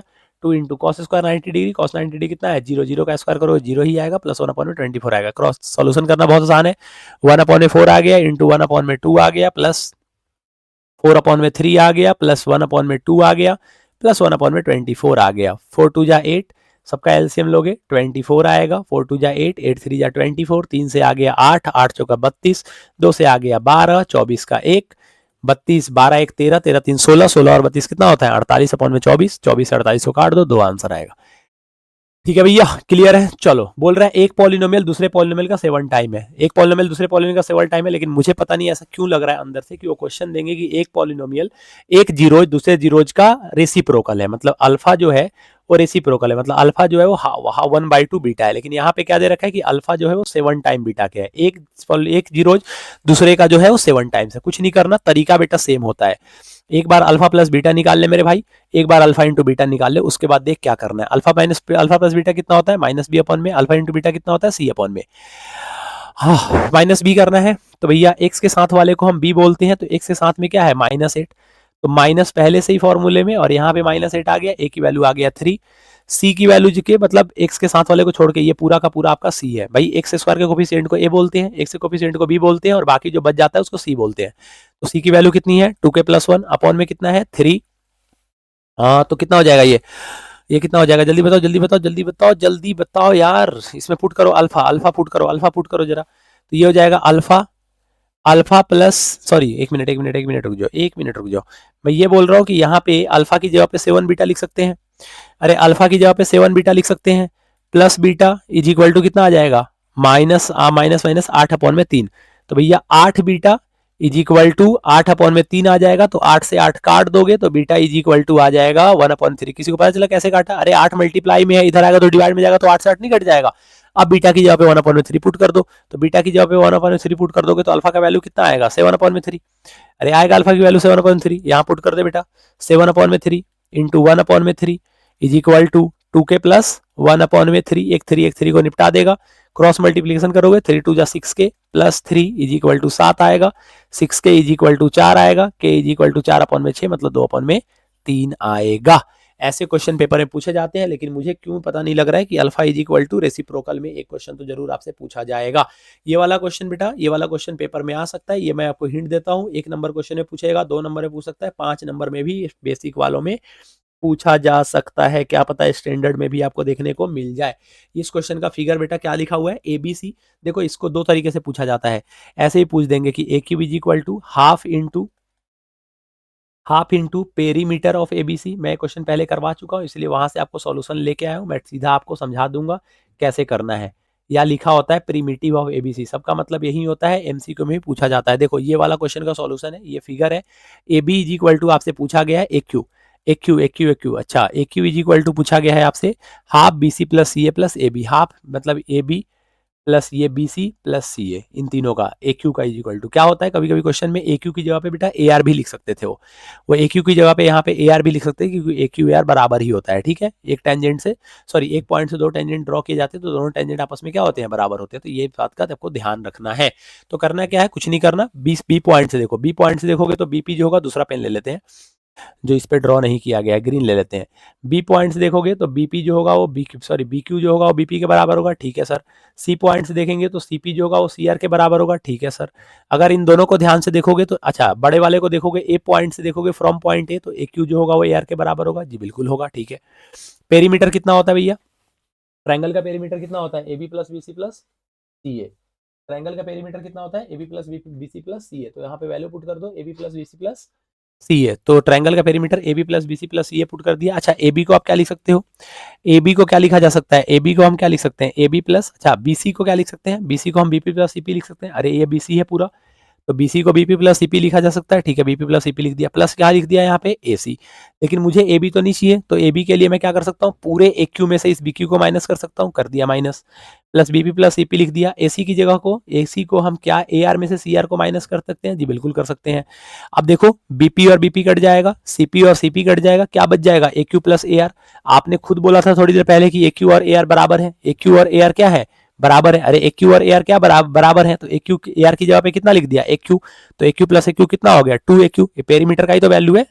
अरे ट्रायंगल का पेरीमीटर तो पुट किया था a B plus B C plus C a, तो पेरीमीटर 2 ए क्यू आ गया, तो a q is equal to perimeter upon 2 आ गया। तो चाहे ये लिखा हुआ दे दे, चाहे प्रीमिटिव लिखा हुआ दे दे, चाहे A B plus B C plus C upon 2 दे दे, आंसर आपका यही होता है। क्लियर है, दिमाग में बैठा के रखना, एमसीक्यू में भी पूछा जा सकता है। मान लो एमसीक्यू में आपको ये वाला साइड दे देंगे, दो पूरा साइड दे देंगे, मान लो ये पूरा साइड दे देंगे, या छोड़ो ये 2 दे देंगे, ये 3 दे देंगे, और ये आपका दे देंगे 5, और आपसे पूछा जाएगा ए क्यू निकालने के लिए। तो सीधा याद रखना कि तीनों साइड, अगर ऐसा फिगर है तो इन तीनों साइड को जोड़ दो, 5 3 8 और 2 10, और उसको 2 से डिवाइड कर देना, फिर 5 टिक करके आगे बढ़ जाना।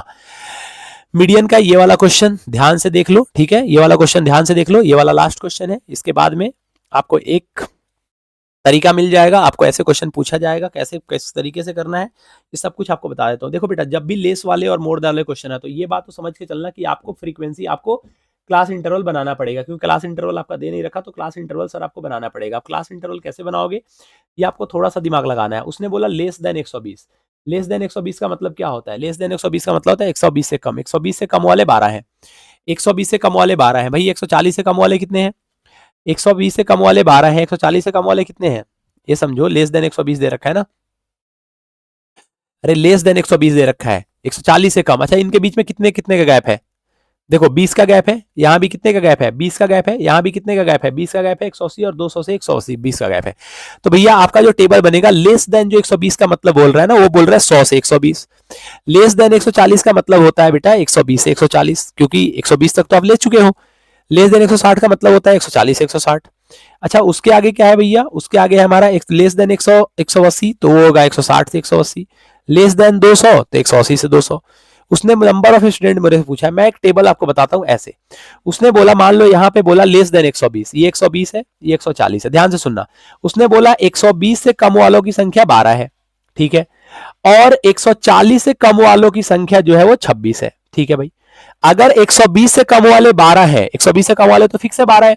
उसने बोला 140 से कम वाले, ये 120 है, अरे 120 है, ये 140 है, 140 से कम वाले 26 है, तो 140 से कम वाले में बेटा 120 वाला भी तो इंक्लूड हो जाएगा जो 120 से कम है। तो 120 से कम वाले 12 अगर निकल जाएंगे तो टोटल 140 से कम वाले कितने हैं, 26। तो इस 26 में से इस 12 को निकाल दे बेटा, तो ये कितना हो जाएगा 24।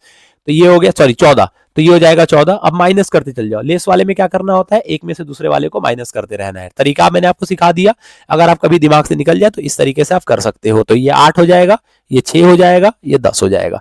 CF निकाल लेना, 12 हो जाएगा, ये 26 हो जाएगा, 26 और 8 34 हो जाएगा, 34 और 6 40 हो जाएगा, 40 और 10 50 हो जाएगा। ये आपका CF आ गया। तो CF कितना है, टोटल N कितना हो गया बेटा 50, तो N/2 निकाल लेना, 25 आ जाएगा, ठीक है। 25 से बड़ा नंबर कौन है? 25 से बड़ा नंबर 26 है। इसका मतलब ये वाला आपका मीडियन क्लास हो जाएगा। मीडियन क्लास का जो लोअर लिमिट होता है उसको एल बोलते हैं, बता चुका मैं आपको पहले। उसके फ्रीक्वेंसी को एफ बोलते हैं, उसके ऊपर वाले को सी एफ बोलते हैं। सी एफ की वैल्यू आ गई 12।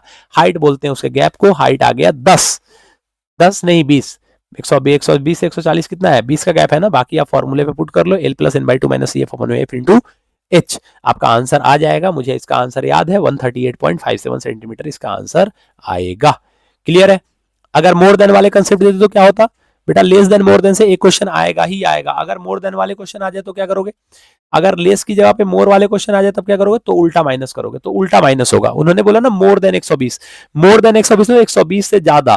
फिर उन्होंने बोला कि 140 से ज्यादा। अब 140 से ज्यादा वाले ये पूरा है, 120 से ज्यादा वाली ये पूरा है, तो 120 से ज्यादा वाले में से 140 से ज्यादा वाला माइनस करोगे तो 120 और 140 के बीच वाला निकलेगा। क्लियर है? आप मेरी बात समझ रहे हो मैं क्या बोल रहा हूं? अरे 140 से ज्यादा वाला दे रखा है फ्रीक्वेंसी के 140 से ज्यादा कितने बच्चे हैं, और फिर दे रखा है 120 से ज्यादा कितने बच्चे हैं। तो टोटल 140 से ज्यादा वाले जितने बच्चे हैं उसमें से 120 से ज्यादा वाले बच्चे माइनस कर दोगे तो बेटा 120 से 140 निकल जाएगा। बिल्कुल निकल जाएगा। ठीक है, तो मोर देन लेस देन वाले कंसेप्ट ध्यान रखना, फॉर्मूले तीनों ध्यान रखना। इसके अलावा आपको क्या क्या प्रैक्टिस करना है वो मैं आपको थोड़ा सा हिंट देता हूं बेटा। फॉर्मूले की प्रैक्टिस करके जाना, फॉर्मूले की प्रैक्टिस करके जाना, स्टेप डेविएशन का फॉर्मूला याद करके जाना, डीआई वगैरह क्या होता है ये फॉर्मूले आपको याद करके जाने हैं। एक दो क्वेश्चन मैं आपको बता देता हूं, दो क्वेश्चन जो बहुत आपके पेपर के लिए इंपॉर्टेंट रहने हैं। एक तो आपको √5 is irrational number, √5 is irrational number करके जाना है। 2 + √3 इज इरेशनल नंबर करके जाना है। ये दोनों से एक क्वेश्चन जरूर आपसे पूछा जाएगा। ठीक है, इसके अलावा रूट इक्वल वाला मैंने बता ही दिया, बी स्क्वायर माइनस 4ac अगर 0 के बराबर है रूट इक्वल होगा, बी स्क्वायर माइनस 4ac अगर 0 से बड़ा है तो रूट रियल होगा और अनइक्वल होगा। अगर बी स्क्वायर माइनस 4ac अगर 0 से छोटा है तो रूट नहीं निकलेगा, अनरियल होता है। ठीक है, ये ध्यान रखना। a1 अपॉन में a2 अगर b1 अपॉन में b2 का इक्वल है और C1 अपॉन में C2 का इक्वल है तो भैया उस केस में आपके सॉल्यूशन इनफाइनाइट होते हैं। अगर A1 अपॉन में A2 B1 अपॉन में B2 का इक्वल है लेकिन C1 अपॉन में C2 का इक्वल नहीं है, ठीक है, तो उस केस में आपके सॉल्यूशन कैसे होते हैं? नो सॉल्यूशन होते हैं। क्यों? क्योंकि लाइन पैरेलल होता है। अगर A1 अपॉन में A2 जो है वो B1 अपॉन में B2 का इक्वल नहीं है तो उस केस में आपका जो होता है वो इंटरसेक्टिंग लाइन बनता है। लाइन और सॉल्यूशन जो होते हैं वो आपके यूनिक सॉल्यूशन होते हैं। ये आपको ध्यान रखना है। ठीक है, तो उससे आपको एक क्वेश्चन देखने को मिल सकता है। इसके अलावा ट्रायंगल चैप्टर आप निकालो, ट्रायंगल चैप्टर से बेटा बीपीटी करके जाना। बीपीटी मैंने अभी जस्ट करवाया, थोड़ी देर पहले ही बीपीटी हुई है, आज ही कंप्लीट करवाया बीपीटी करके जाना है। इसके बाद में अगर आप चैप्टर का अगर एक क्वेश्चन करना चाहते हो तो 6.2 का 9 number question very very important है। एक्सरसाइज 6.2 का 9 नंबर क्वेश्चन का सॉल्यूशन देख के जाना। एक्सरसाइज 6.2 का 9 नंबर का सॉल्यूशन देख के जाना। ठीक है, ऐसे ही एग्जाम्पल नंबर 4 ट्रायंगल का यहाँ नेक्स्ट स्लाइड में देखो, ट्रायंगल का एग्जाम्पल नंबर 4, ट्रायंगल का एग्जाम्पल नंबर 4 जो बोल रहा हूं वो लास्ट टाइम में उसके सॉल्यूशन देख के जाना एग्जाम्पल का। ठीक है, बहुत इंपॉर्टेंट है, कल आपके बहुत काम आने वाले एग्जाम्पल। ठीक है, एग्जाम्पल आपके बहुत काम आने वाले, ये ध्यान से देख के जाना है आपको 4 नंबर। ऐसे ही एक और क्वेश्चन है आपका जिसको ट्राई सेक्शन वाला है, किसमें है बेटा? Chapter number 7 example number 8, chapter number 7 example number 8 करके जाना, एग्जाम्पल नंबर 8 करके जाना। ठीक है, मैं एक बात और बता देता हूं, अगर ये पैरेललोग्राम है, अगर ये पैरेललोग्राम है, मान लो ये पैरेललोग्राम है, ठीक है, या ऐसे मान लो पैरेललोग्राम ही बना देता हूँ, ये भी तो पैरेललोग्राम है ऊपर वाला, मान लो ये पैरेललोग्राम है।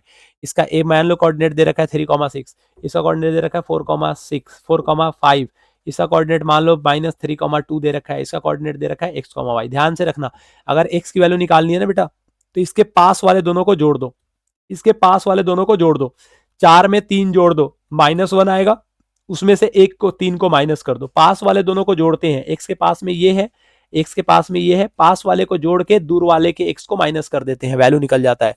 पास वाले को जोड़ के दूर वाले को माइनस कर देते हैं, वैल्यू निकल जाता है। ध्यान रखना, मिड पॉइंट थ्योरम याद रखना, मिड पॉइंट थ्योरम में दोनों को जोड़ के x1 + x2 अपॉन में कितना होता है? 2y1 + y2 अपॉन में कितना, sorry root under x1 root under क्या होता है? रूट अंडर, अरे यार क्या बोल रहा हूँ मैं, हाँ एक सही तो बोल रहा था, x1 + x2 अपॉन 2 होता है, y1 + y2 अपॉन 2 होता है। मैं ये समझा रहा हूँ कि अगर ऑरिजिन से मान लो, अगर ऑरिजिन से किसी पॉइंट का डिस्टेंस निकाला तो उसका डायरेक्ट फॉर्मूला था x² + y²। क्यों होता है? क्योंकि x और y की वैल्यू ऑरिजिन पे 0 होता है। ऑरिजिन का कोऑर्डिनेट कितना होता है? 0,0।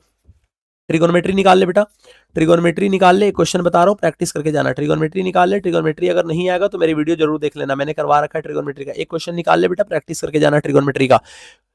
कर लिया? निकाल लिया? जल्दी निकाल लिया। 8.3 के फोर्थ का सेकंड, 8.3 एक्सरसाइज 8.3 के 4th का सेकंड नंबर क्वेश्चन जरूर करके जाना। एक सेकंड नंबर क्वेश्चन करके जाना और 9 नंबर क्वेश्चन करके जाना, सेकंड नंबर क्वेश्चन और 9 नंबर क्वेश्चन करके जाना है, ठीक है। एप्लीकेशन ऑफ ट्रिगो में सारे मैंने जो एप्लीकेशन ऑफ ट्रिगो मेरी वीडियो देख लो, एप्लीकेशन ऑफ ट्रिगो में मैंने सारे कवर करवा दिए जो क्वेश्चन आपके पेपर में पूछे जा सकते हैं। अगर आप फिर भी चाहते हो कि भैया मुझे एनसीईआरटी करना है, भैया मुझे एनसीईआरटी करना है और एनसीईआरटी से क्वेश्चन अगर आएंगे तो मैं कैसे करूंगा, तो एग्जाम्पल नंबर 14 और 15 सॉरी एक्सरसाइज का 14 और 15 नंबर क्वेश्चन कर सकते हो, 14 और 15 कर सकते हो। और एक एग्जाम्पल का भी बेहतरीन क्वेश्चन है एग्जाम्पल नंबर 6।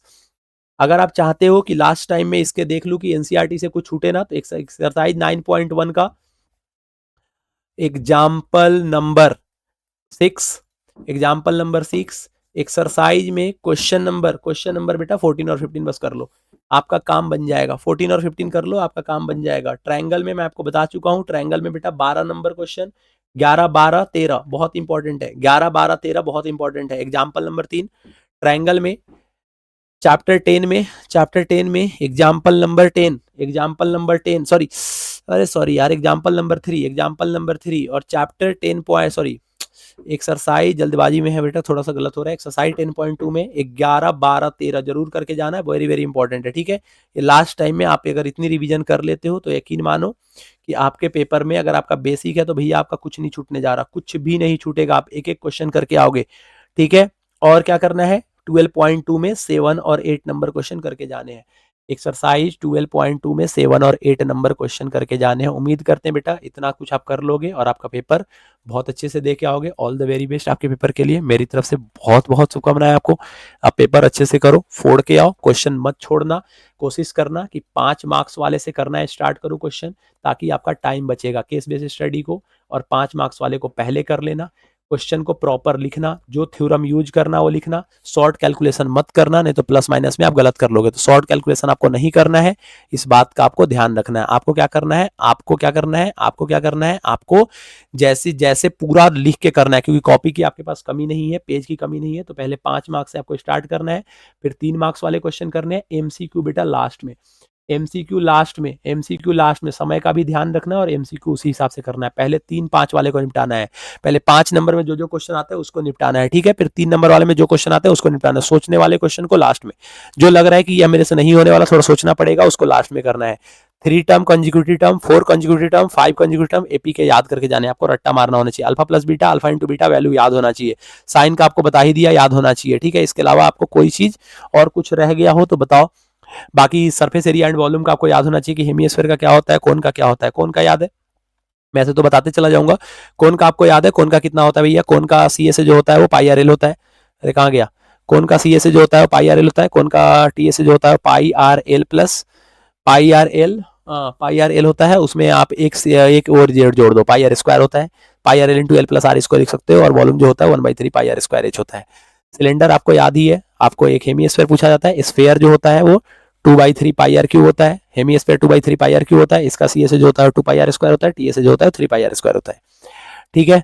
अच्छा स्फीयर का क्या होता है, स्फीयर 4/3 हो जाता है पाई आर क्यू, ये 3 की जगह 4 पाई आर स्क्वायर हो जाता है, और टी ए से और सी ए से सेम होता है स्फीयर का, ठीक है। तो ये ध्यान रखना। तो ऐसे क्वेश्चन आएंगे, गलती मत करना, गलती की गुंजाइश कम रखना, प्लस माइनस का ध्यान रखना। बाकी मेरी तरफ से आपको बहुत बहुत शुभकामनाएं, पेपर फोड़ के आओ, बहुत मेहनत करिए बेटा आप पे, आप भी थोड़ा इस मेहनत का फायदा उठाओ, मुझे भी ऐसा लगे कि हाँ इतना मेहनत करने का कोई फायदा हुआ। अच्छे से पेपर को करना, बिल्कुल शांत होकर करना, जैसे मैंने बताया उस तरीके से पेपर को करना। मिलते हैं पेपर के बाद आपसे, आप क्वेश्चन पेपर आके मैच कर सकते हो। अभी तक मैंने फिर से बोल रहा हूँ कि अगर आपने फाइनल वॉर वाला एमसीक्यू नहीं देखा है तो बेटा देख के जाना, इसी तरीके से मैंने करवाया है, तरीके आपको बताए हैं, वो फाइनल निचोड़ है, और ये आपका लास्ट मेरे तरफ से क्वेश्चन है आपके पेपर के लिए। इसके बाद हम डायरेक्ट पेपर के बाद मिलेंगे, पेपर के बाद मतलब मैथ्स खत्म होने के बाद फिर साइंस में भी मिलेंगे, फिर सोशल साइंस में मिलेंगे, और सोशल साइंस के एकदम अल्टीमेट वीडियो यहाँ पे आएगी। आप बस मेरे साथ बने रहो, आपका 10th मैं निकलवा के रहूंगा। चैनल को सब्सक्राइब करना मत भूलना, दोस्तों में शेयर कर देना, और हाँ वीडियो अच्छी लगे तो लाइक करके जाना। थैंक यू वेरी मच बच्चों, मिलते हैं आपसे next time, till then tata bye bye.